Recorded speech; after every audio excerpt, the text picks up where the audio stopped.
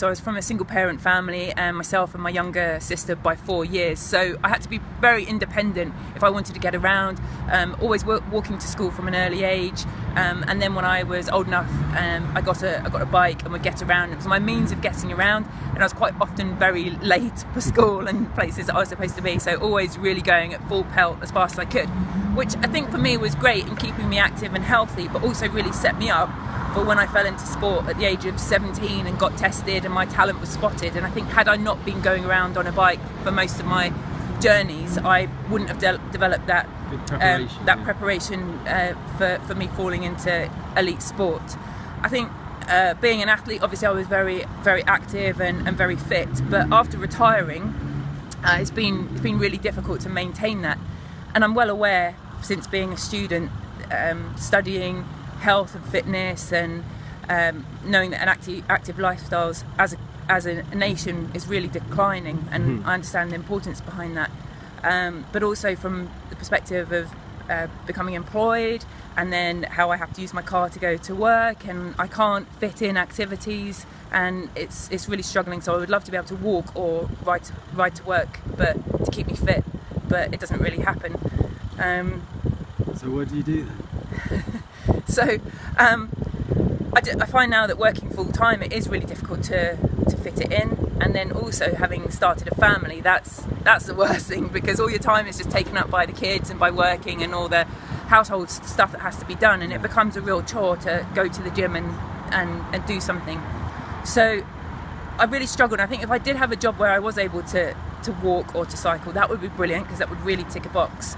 But then definitely with the kids, I've got a 3-year-old and a 7-month-old. I know that it's really crucial that I need to think about them, setting a good routine for them, a good example. And it's really important for me that when I look at them growing up and putting them into schools, one of the key things that I really want to do is make sure that they're walking to school and being active as well, but doing it in a sense that it's not something that they really have to think about. And I think for people who are busy in their lifestyles and struggling to fit in work and fit in looking after their families, activity needs to be something that isn't a chore.